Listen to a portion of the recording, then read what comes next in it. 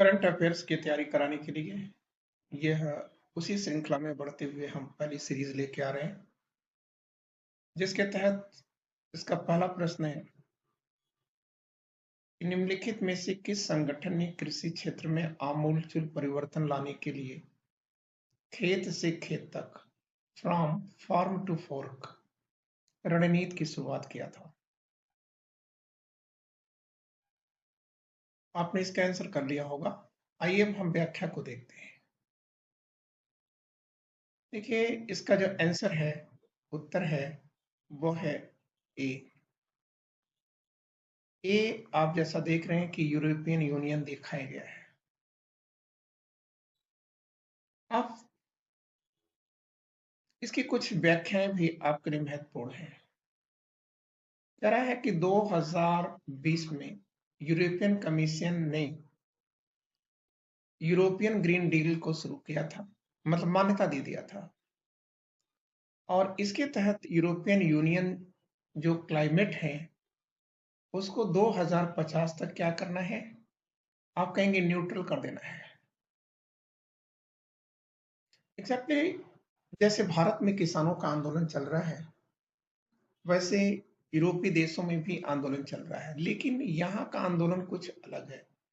यहाँ का आंदोलन जो है ग्लोबल वार्मिंग को लेकर है, क्योंकि जो ग्लोबल वार्मिंग हो रही है उसका असर ये पड़ रहा है कि दुनिया में पूरा का पूरा जो क्लाइमेटोलॉजी है वो चेंज कर चुकी है।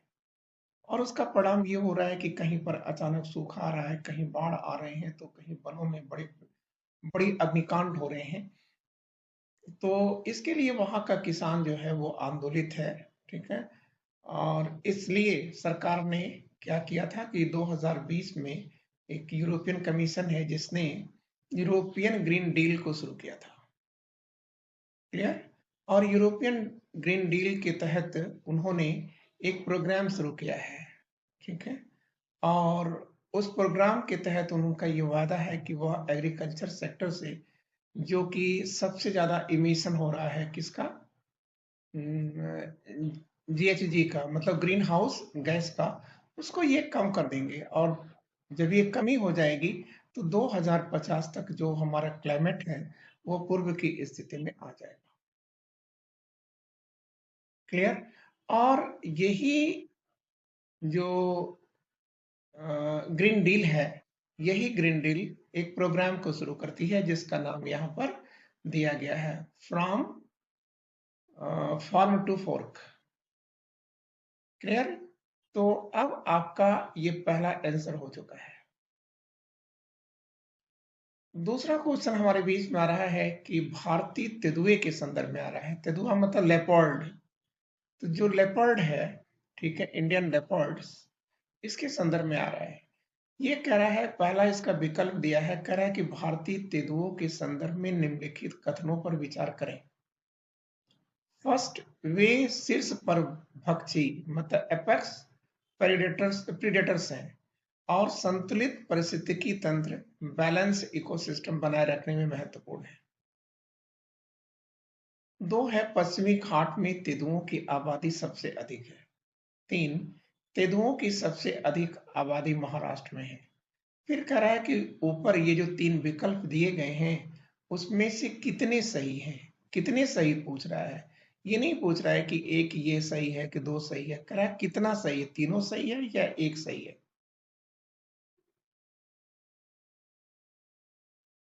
तो इसका भी आंसर करने का आपको समय हमने दे दिया। अब आइए इसकी व्याख्या करते हैं। देखिए, भारत में जो तेंदुए हैं उनकी संख्या 13,874 है, ठीक है। जबकि 2018 में यह 12,852 थी, मतलब ये एक वृद्धि दर्ज हो रही है। फिर कह रहा है कि पैंथरा पाइस उसका इसका वैज्ञानिक नाम है। ये कहाँ पाया जाता है? भारत में पाया जाता है, नेपाल में पाया जाता है, भूटान में पाया जाता है और पाकिस्तान में पाया जाता है। फिर कह रहा है कि देखिए, ये सही है कि वे शीर्ष शिकारी हैं और जो फूड चेन है उसके शीर्ष पर आते हैं। इस प्रकार संतुलित पारिस्थितिकी तंत्र को बनाए रखने में महत्वपूर्ण भूमिका निभाते हैं। मतलब पारिस्थितिकी तंत्र का मतलब इकोसिस्टम को बनाए रखने में भूमिका निभाते हैं। तो कह रहा है कि ये जो कथन है ये तो सही है, मतलब ये सही है। फिर कह रहा है हाल ही में जारी रिपोर्ट के मुताबिक मध्य भारत और पूर्वी घाट में तेंदुओं की आबादी सबसे अधिक है। ठीक है, जो की संख्या भी दिखा दी गई है 8,820। इसके बाद पश्चिमी घाट में 3,596 है और शिवालिक पहाड़ियों और गंगा के मैदान में 1,109 है। इसलिए कथन दो सही नहीं है। अब कथन दो कह क्या रहा है? कथन दो कह रहा है कि पश्चिमी घाट में तेंदुओं की आबादी सबसे अधिक है। मतलब आपका ये तो सही हो गया, ये आपका सही है, मतलब एक सही हुआ। पश्चिमी घाट में तेंदुओं की सबसे अधिक है, ये गलत है। जैसा कि आप देख रहे हैं कि ये व्याख्या क्या कर रहा है? व्याख्या कर रहा है कि हाल ही में जारी रिपोर्ट के मध्य भारत और पूर्वी घाट में तेंदुओं की आबादी सबसे अधिक है। ठीक। अब तीसरा विकल्प अगर आप देखें, सॉरी, तीसरा कह रहा है कि तेंदुओं की सबसे अधिक आबादी महाराष्ट्र में है। ये भी तो गलत है। ठीक है, तो अब प्रश्न आता है कि इसमें सही क्या है। तो देखिए, एक सही हो गया, फिर दो सही हो गया, तो इसका आंसर क्या हुआ? तो आप कहोगे कि सर इसका आंसर हमारा होगा कि दो इसमें सही है। मतलब एक तो सही ये हो रहा है, ये सही हो रहा है, ठीक है ना? नहीं, गलत मैं बोल दिया। एक ये सही हो रहा है, फिर ये गलत हो रहा है, ये गलत हो रहा है, तो इसका मतलब आंसर केवल एक हुआ। पश्चिमी घाट में तेंदुओं की आबादी सबसे अधिक नहीं है। ठीक है, ये कहाँ है? तो आप कहेंगे कि सब मध्य प्रदेश और पूर्वी घाट में है। महाराष्ट्र में है, ये भी गलत हो गया। ठीक है, अब हम लोग अगला करते हैं, तीसरा क्वेश्चन। ये विज्ञान से जुड़ा हुआ क्वेश्चन है, साइंस से जुड़ा हुआ क्वेश्चन है। कह रहा है कि हाइड्रोजन ईंधन सेल, फ्यूल सेल जहाजों, जिसे अंग्रेजी में वेसल्स कहा जा रहा है, के संदर्भ में निम्नलिखित कथनों पर विचार करें। कह रहा है कि ये जहाज विद्युत ऊर्जा के प्राथमिक भंडार गृह हैं, the primary storage house of electrical energy. ठीक है, फिर कह रहा है कि ये पारंपरिक बैटरियों का प्रयोग करते हैं। दो, हाइड्रोजन ईंधन सेल से चलने वाले जहाज में, ठीक है, जीरो इमिशन, जीरो नॉइज, और कह रहा है कि यह ऊर्जा के में कुशल है, मतलब यह हाई एनर्जी जनरेट करने में इफिशिएंट है। तीसरा है, यह हाइड्रोजन में निहित रासायनिक ऊर्जा का उपयोग करके बिजली उत्पन्न करता है। ठीक है, generates electricity by utilising the chemical energy content in hydrogen. ठीक है, फिर चौथा कह रहा है कि भारत की पहली स्वदेशी रूप से विकसित हाइड्रोजन ईंधन सेल फेरी को इलाहाबाद में सेवा के लिए तैनात किया गया था। कह रहा है कि how many of the statement given above are correct, मतलब ये जो स्टेटमेंट दिए गए हैं इसमें सही कितने हैं? तो आपका अब ये समय खत्म हो रहा है, आइए देखते हैं। कहना कि इसकी व्याख्या है कि प्रधानमंत्री नरेंद्र मोदी ने वसुधा भारत की पहली स्वदेशी रूप से विकसित हाइड्रोजन ईंधन सेल फेरी का शुभारंभ किया है। तो यहाँ आपने देखा कि जो फेरी है वो क्या है? तो आप कहेंगे एक वेसल है। ठीक है, और ये कंप्लीटली भारत में निर्मित है। इसका निर्माण किसने किया है ये बता दिया, कोचीन शिपयार्ड लिमिटेड द्वारा निर्मित जहाज को सेवा के लिए तैनात किया गया है। फिर कह रहा है कि यह वाराणसी से निकली है, और जबकि आपका क्वेश्चन क्या दे रहा है? कह रहा है कि भारत के लिए पहली स्वदेशी रूप से विकसित हाइड्रोजन ईंधन सेल फेरी को इलाहाबाद से सेवा के लिए तैनात किया गया था। नहीं, इलाहाबाद से नहीं भेजा गया था, ये इसको कहां से भेजा गया? बनारस से भेजा गया। तो इसका मतलब आपका ये गलत हो गया। फिर कह रहा है ये हाइड्रोजन में निहित रासायनिक ऊर्जा का उपयोग करके बिजली उत्पन्न करता है। बिल्कुल सही कह रहा है, फिर कह रहा है कि हाइड्रोजन ईंधन सेल से चलने वाली ऊर्जा में शून्य शोर है और यह ऊर्जा कुशल है। सही कह रहा है। ठीक है। फिर कह रहा है कि ये जहाज विद्युत ऊर्जा के प्राथमिक भंडार गृह हैं। जी बिल्कुल। फिर कह रहा है लेकिन पारंपरिक बैटरियों का प्रयोग करती हैं। नहीं, पारंपरिक बैटरियों का प्रयोग कहाँ कर रहे हैं ये? तो इसका मतलब इसमें कितना सही हुआ? 2 और 3, मतलब 2 सही हो रहे हैं। ठीक है, ओनली 2। ये आपका आंसर हो गया। ठीक। अब हम अगला क्वेश्चन देखते हैं। ये बी इसका आंसर है। जी ठीक है। अब आप आगे चलते हैं। यहाँ देखिए कह रहा है विंडो। विंडो से सभी आप लोग परिचित हैं। विंडो के संदर्भ में निम्नलिखित कथनों पर विचार करें। कह रहा है कि यह बातचीत की वह मात्रा, अमाउंट ऑफ कन्वर्सेशन है जिसे एक एआई, एआई मतलब आर्टिफिशियल इंटेलिजेंसिया, किसी भी समय पढ़ और लिख सकता है। सही बात है। नहीं, पहले आप करिए। इन्हें टोकन में मापा जाता है। They are measured in tokens, मतलब टोकन क्या है? इसकी मेजरमेंट यूनिट है। फिर कह रहा है ऊपर दिए गए कथनों में से कौन सा सही है? तो आप याद रखेंगे इसमें ए भी सही है और ए भी सही है। इसका मतलब ऑप्शन सी इसका सही आ रहा है, मतलब 1 और 2 दोनों सही है। अब हम तीसरी बात कर रहे हैं आपके सामने। जीनोम इंडिया प्रोजेक्ट के संदर्भ में निम्नलिखित कथनों पर विचार करें। ठीक।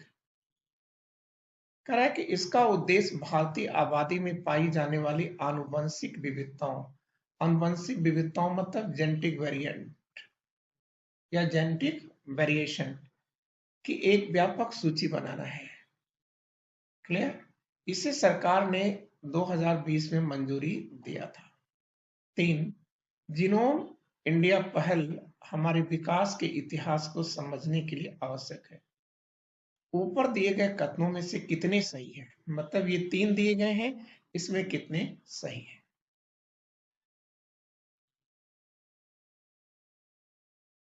तो आइए हम देखते हैं, इसकी व्याख्या करते हैं अब।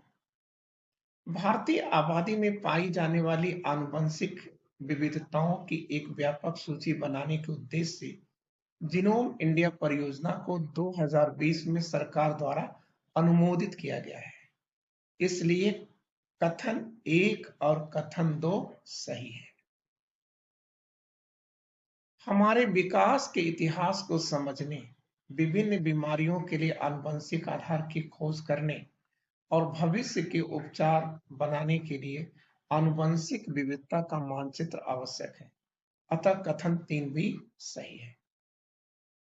मानव जीनोम मूलतः एक जैविक निर्देशित पुस्तिका या बायोलॉजिकल इंस्ट्रक्शन के नाम से भी जाना जाता है। ठीक है, जो हमें अपने माता पिता से विरासत में मिलता है। और इसको लिखा कैसे जाता है? कैपिटल ACGT के रूप में। ये 4 हैं और ये चारों बेस हैं।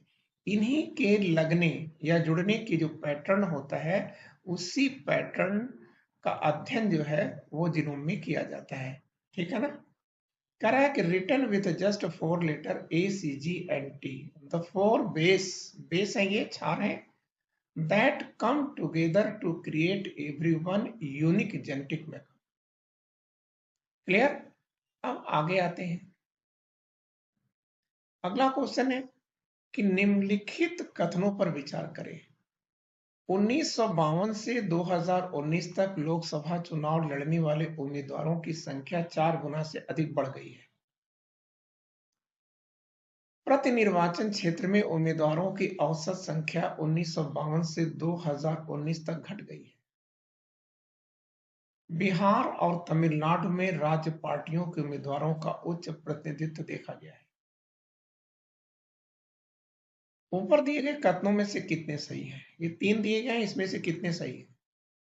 1, 2, 3, कोई नहीं।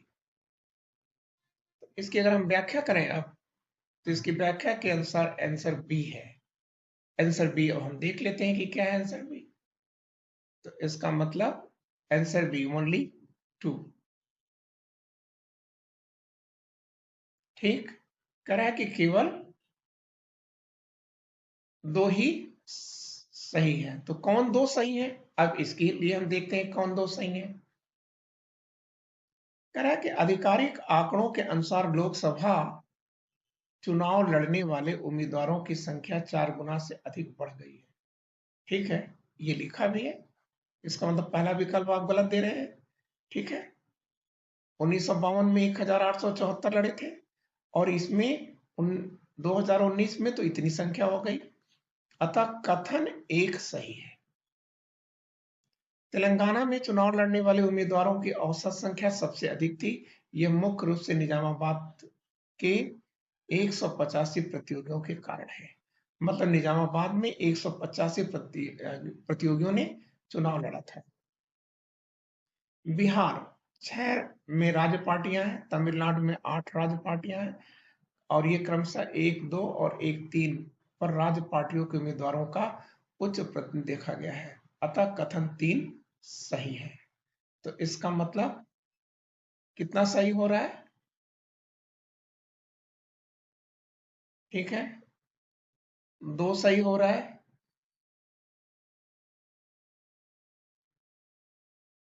ये तो गलत हो गया। ये 2 तो गलत हो रहा है, ये लगातार घट कहाँ रही है। ठीक है, और ये भी सही है। ठीक है, तो इसका मतलब 1 और 3 मतलब 2 सही है। अब हम लोग अगली बात करते हैं।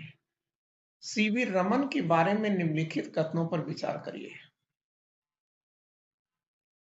रमन स्पेक्ट्रोस्कोपी कार्बनिक और अकार्बनिक दोनों यौगिकों के लिए गैर विनाशकारी रासायनिक विश्लेषण करने के लिए एक बुनियादी विश्लेषणात्मक उपकरण है। प्रधानमंत्री इंदिरा गांधी ने रमन प्रभाव की खोज की घोषणा के उपलक्ष्य में 28 फरवरी को राष्ट्रीय विज्ञान दिवस के रूप में नामित किया था। तीसरा है, उन्होंने 1950 में नोबेल पुरस्कार जीता है। फिर कह रहा है ऊपर दिए गए कथनों में से कितने सही हैं?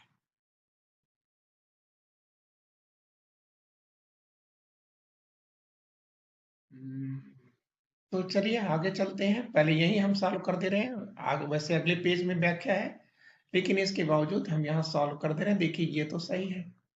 लेकिन प्रधानमंत्री इंदिरा गांधी ने रमन प्रभाव की खोज की घोषणा के उपलक्ष्य में 28 फरवरी को राष्ट्रीय विज्ञान दिवस के रूप में मनाने की घोषणा किया था। नहीं, ये प्रधानमंत्री इंदिरा गांधी ने नहीं किया था, बल्कि राजीव गांधी ने किया था। मतलब राष्ट्रीय विज्ञान दिवस की घोषणा राजीव गांधी ने किया था। फिर कह रहा है कि उन्होंने 1950 में नोबेल पुरस्कार जीता था। नहीं, इन्होंने 1930 में नोबेल पुरस्कार जीता था। तो इसका मतलब इस क्वेश्चन में कौन सही हुआ? केवल एक हुआ। ये उसकी व्याख्या है आपकी जानकारी के लिए। 1986 में भारत सरकार तत्कालीन प्रधानमंत्री के अधीन राजीव गांधी ने 28 फरवरी को राष्ट्रीय विज्ञान दिवस के रूप में नामित किया था रमन प्रभाव की खोज की घोषणा का जश्न मनाने के लिए। इसलिए कथन 2 सही नहीं है। ठीक है, व्याख्या हो गई और ये 1930 भी हो गया। अब हम लोग आगे बात कर रहे हैं कि पोर्ट लुइस जगह हाल ही में खबरों में था। यह स्थान कहाँ स्थित है? देखिए यह स्थान मॉरिशस में है। ठीक है, और इसकी व्याख्या दी गई है। कह रहा है कि prime minister Narendra Modi and prime minister Pravind Jugnauth, ठीक है, ने मॉरिशस में, ठीक है, क्या किया कि संयुक्त रूप से एक हवाई अड्डे का क्या किया है? शिलान्यास किया है। ठीक है, और ये जो हवाई अड्डा है ये मॉरिशस में पोर्ट लुई के पास है। ठीक, अब हम लोग अगले प्रश्न पर देखते हैं। वो कह रहा है कि निम्न पर विचार करें। Moldova, Bulgaria, Turkey, Greece, Georgia. कह रहा है कि उपयुक्त में किस देश की सीमाएं काला सागर से लगती है? ठीक है, तो टर्की की लगेगी, बुल जॉर्जिया की भी लगेगी, बुल्गारिया की लगेगी, मोल्डोविया और ग्रीस का नहीं लगेगी। वैसे इसकी व्याख्या दी गई है। काला सागर से घिरा है कौन कौन? यूक्रेन भी है, रूस, जॉर्जिया, तुर्की और बुल्गारिया तथा रोमानिया। ठीक है, ये हमने आपको पूरी जानकारी दे दिया है। अगला प्रश्न। अब अगर हम अगले प्रश्न की बात करें तो अगला प्रश्न कह रहा है कि फाकर जिसे हाल ही में समाचारों में देखा गया है सबसे अधिक निकटता से संबंधित है। ठीक है, पुराविज्ञान, ऑन्कोलॉजी, महासागरीय परिस्थिति तंत्र, मानवयुक्त अंतरिक्ष मिशन। ठीक है, इसमें से किससे वह निकटता से संबंधित है? तो इसका आंसर है कि जो फाकर है यह बेसिकली है क्या? तो आप कहोगे कि सर यह एक खोजी शिप है जिसने स्मिथ जो ओशन है, ठीक है, इसी स्मिथ ओशन के अंदर क्या किया है, एक समुद्र के अंदर एक पहाड़ को खोज निकाला है। ठीक है, तो अब ये स्मिथ ओशन का मतलब ये हो गया कि फिलीपींस से पनामा के बीच। ठीक है ना? तो आपको ये चीज समझ में आया कि फॉल्कर क्या है? एक खोजी वेसल से ये जहाज है। ठीक है, और अब क्वेश्चन देख लेते हैं। ठीक है,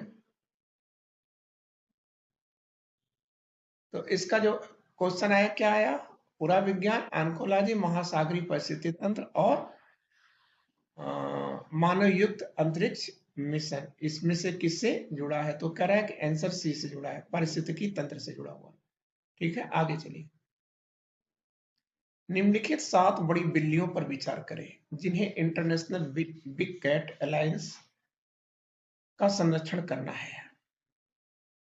correct, consider the following 7 big cats which the international big cat alliances IBCA aims to conserve. ठीक है, देखिए ये जो इंटरनेशनल बिग कैट अलायंसेस है इसकी स्थापना प्रधानमंत्री नरेंद्र मोदी ने अप्रैल 2023 में किया था।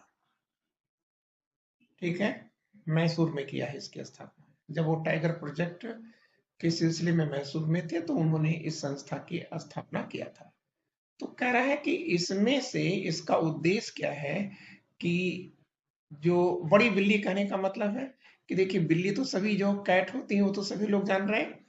तो ये जो जितनी भी हैं जैसे लायन है, टाइगर है, लेपर्ड है, चीता है, स्नो लेपर्ड है, जगुआर है और पुमा है, ये सभी बड़ी बिल्लियां हैं, मतलब बिल्ली की प्रजाति की।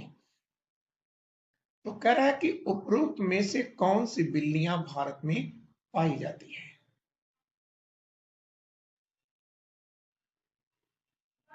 तो आपने इसे कर लिया होगा।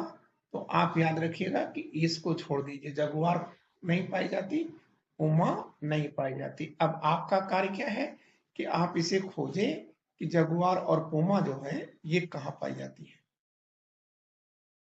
ठीक है, ये हमने लिख दिया है। ठीक है, अब आगे चलिए। तो इस प्रकार से ये सारे क्वेश्चन समाप्त हो चुके हैं। आज बस इतना ही, शेष हम लोग कल पुनः मिलेंगे। ठीक है, तो thank you, wishing all the luck.